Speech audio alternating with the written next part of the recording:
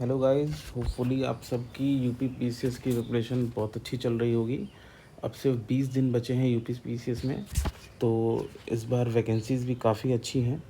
तो इस समय इस वीडियो में हम डिस्कस करेंगे कि अगले 20 दिन की हमारी स्ट्रैटेजी क्या होनी चाहिए, कि जिससे कि हमारा जो प्रीलिम्स है वो बिल्कुल इंश्योर हो जाए और हम प्रीलिम्स बिल्कुल कंफर्टेबली क्लियर कर लें। क्लियर करने के लिए आपको देखिए, प्रीलिम्स क्लियर करने के लिए आपको पूरा सब्जेक्ट पढ़ने की ज़रूरत नहीं है। अगर आप मेजर टॉपिक्स पे भी हर सब्जेक्ट पे फोकस करेंगे तो आप प्रीलिम्स बहुत कंफर्टेबली क्लियर कर सकते हैं। तो बिना टाइम वेस्ट करते हुए हम लोग शुरू करते हैं वीडियो, ठीक है।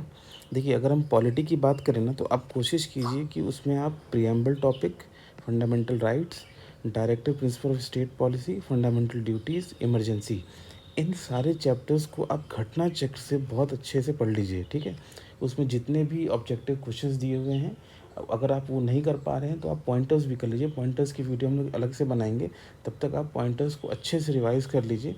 तो इससे आपके इतना कर लेने से, इसके साथ साथ जो मेजर चीज़ें जैसे पार्ट्स हैं, 22 पार्ट्स हैं, जो शेड्यूल्स हैं, इंपॉर्टेंट आर्टिकल्स, जैसे आपके इलेक्शन ऑफ प्रेसिडेंट की अगर हम बात करते हैं, ठीक है, इलेक्शन ऑफ वाइस प्रेसिडेंट की अगर हम बात करते हैं, ठीक है, ये सब जो आर्टिकल्स हैं उनको आप पढ़ लीजिए। तो आप आराम से 70 to 80% क्वेश्चन जो पॉलिटी के हैं वो आप सही कर सकते हैं यूपी पीसीएस में, ठीक है। इसी तरीके से अगर हम ज्योग्राफी की बात करें, तो ज्योग्राफी की जो घटना चक्र की पॉइंटर वाली बुक आती है, उसको आप बिल्कुल कंठस्थ कर लीजिए। हम लोग उसको रिवाइज़ कराएंगे। और अगर टॉपिक्स की बात करें, तो जो मैपिंग का पोर्शन है ज्योग्राफी में, वो बहुत ही रेलेवेंस है। जैसे कि आपका जो ट्रॉपिक ऑफ कैंसर से कौन कौन सी कंट्रीज़ पास होती हैं, इक्वेटर से कौन कौन सी कंट्रीज़ पास होती हैं, आप देखेंगे हर साल आयोग इस पे 2 से 3 क्वेश्चन पूछता ही पूछता है, ठीक है। उसी तरीके से जो स्टैटिक कॉन्सेप्ट्स हैं, जैसे कि मानसून से रिलेटेड कोई क्वेश्चन होता है, ठीक है। उसके बाद से आपसे जो ह्यूमन जोग्राफी वाला पार्ट है, कि रिन्यूएबल एनर्जी रिसोर्सेज कौन से होते हैं, नॉन रिन्यूएबल एनर्जी रिसोर्सेज कौन कौन से होते हैं, इन पे अगर आप फोकस करेंगे तो आप आराम से विद विद दिस बुक, घटना चक्र की जो पॉइंटर किताब आती है, तो आप आराम से इसमें 70 to 80% क्वेश्चन आप जोग्राफी में करेक्ट कर सकते हैं, ठीक है। अगर हम इन्वायरमेंट की बात करें, तो इन्वायरमेंट का आपका इस समय सोल रिसोर्स होना चाहिए घटना चक्र। घटना चक्र की जो पॉइंटर वाली बुक आती है, उसमें उसको आप बिल्कुल अच्छे से पढ़ जाइए। एग्ज़ाम में इसके अलावा इन्वायरमेंट से कोई क्वेश्चन आयोग नहीं पूछने वाला है, ठीक है। ज़्यादातर क्वेश्चन आपको इन्वायरमेंट की जो घटना चक्र है इसी से रिपीटेड आपको मिलेंगे, ठीक है। उसी तरीके से अगर हम इकनॉमी की बात करें, तो इकनॉमी में जो बजट और इकनॉमिक सर्वे है, चाहे वो सेंट्रल गवर्नमेंट का हो, ठीक है, या फिर यूपी गवर्नमेंट का, दोनों का जो लेटेस्ट आपका बजट और इकोनॉमिक सर्वे है, ये दोनों आप अच्छे से पढ़ लीजिए।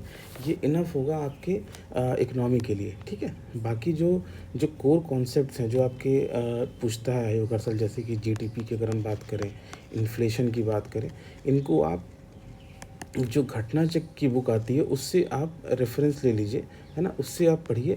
हम लोग भी इसका एक वीडियो भी लेके आएंगे जिसमें हम पॉइंटर्स डिस्कस करेंगे इकोनॉमी की, उससे आपका रिवीजन हो जाएगा, ठीक है।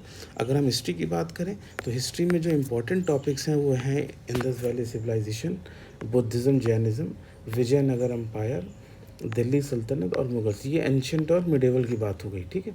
इसी तरीके से अगर हम मॉडर्न इंडिया हिस्ट्री की बात करें, तो मॉडर्न इंडिया हिस्ट्री में जो मेजर इवेंट्स हैं, जैसे कि 1857 का रिवोल्ट हुआ, ठीक है, कांग्रेस फॉर्मेशन हो गया आपका, ठीक है। उसके बाद से जो सूरत स्प्लिट था, ठीक है, फिर क्विट इंडिया उसका बाद आपका आया नॉन कॉपरेशन मूवमेंट आया, ठीक है, सिविल डिसोबीडियंस मूवमेंट था, ठीक है। उसके बाद से क्विट इंडिया मूवमेंट। इन सब इवेंट्स पे आप ज़्यादा फोकस करिए, क्योंकि आयोग इन्हीं सब पे ज़्यादा क्वेश्चंस पूछता है। और इसका भी सोर्स आपका एकमात्र सिर्फ घटना चक्र होना चाहिए अगले 20 दिन के लिए, ठीक है। उसके बाद से अगर हम करंट अफेयर्स की बात करें, तो करंट अफेयर्स के लिए आपका एकमात्र सोर्स जो घटना चक्र की ईयरली मैगज़ीन आती है, उसको आप प्रेफर कीजिए। आपको जितने भी करंट अफेयर्स के क्वेश्चंस मिलने वाले हैं, ज़्यादातर आपको घटना चक्र की ईयरली मैगज़ीन से मिलने वाले हैं। इसमें क्या इंपॉर्टेंट है और नहीं है, इसका हम एक वीडियो लेके आएंगे, जिसके माध्यम से आप बिल्कुल अच्छे से जान पाएंगे कि इस पूरी मैगज़ीन में भी कुछ इंपॉर्टेंट पोर्शंस हैं जहाँ से क्या आपको पढ़ना और क्या आपको इग्नोर करना है, ठीक है। लास्ट में अगर हम साइंस एंड टेक की बात करें, ठीक है, तो साइंस एंड टेक में बायोलॉजी वाला जो पोर्शन है उससे लगभग 50 to 60% क्वेश्चन आयोग पूछता है, चाहे वो डिजीज़ हो, डिजीज़ के बारे में हो, चाहे वो आपका वायरस वगैरह जो कोविड-19 के दौरान जो क्वेश्चंस आए थे, वो ज़्यादातर क्वेश्चंस आपके बायोलॉजी से आते हैं, ठीक है। तो आप बायोलॉजी वाले पोर्शन पे ज़्यादा फोकस कीजिए, ठीक है। इसी तरीके से जो और अगर कुछ रेलेवेंट है तो आपको समझ में आ रहा होगा कि जैसे कि जितने भी सब्जेक्ट्स हैं आपके प्रीलिम्स के लिए, उसमें जो आपका एकमात्र सोर्स है वो है घटना चक्र। घटना चक्र की कुछ पॉइंटर वाली बुक आती है, उसको आप नहीं है आपके पास तो आप ख़रीद लीजिए, बस उसको रेफ़र कीजिए।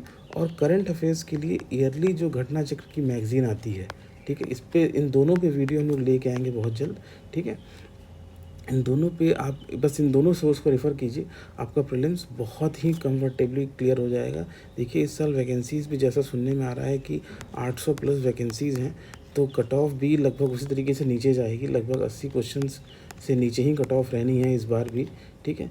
तो आप कोशिश कीजिए कि प्रीलिम्स में आप ज़्यादा से ज़्यादा क्वेश्चन अटेम्प्ट कीजिए, चाहे हो सके तो आप 140 प्लस क्वेश्चंस जो है अटेम्प्ट कीजिए, तो आप बहुत कंफर्टेबली इन सब टॉपिक्स को जो मैंने ऊपर बताया है, चाहे वो पॉलिटी हो, ज्योग्राफी हो, इन्वायरमेंट हो, इकोनॉमी हो, हिस्ट्री हो, है ना, और साइंस एंड टेक हो, करंट अफेयर्स हो, इन सब पे अगर आप फोकस करेंगे तो आपका प्रीलिम्स बहुत ईजिली आप क्वालिफाई कर जाएंगे, ठीक है। तो नेक्स्ट वीडियो में हम लोग जो घटना चक्र है पॉइंटर्स अलग अलग सब्जेक्ट की, उसको हम लोग लेके आएंगे और उसके बारे में हम लोग डिस्कस करेंगे, जिससे कि आपका अच्छे से एक होलिस्टिक रिवीजन प्रीलिम्स के लिए हो जाएगा। तब तक के लिए आप अपनी तैयारी में लगे रहिए। All the very best. Thank you.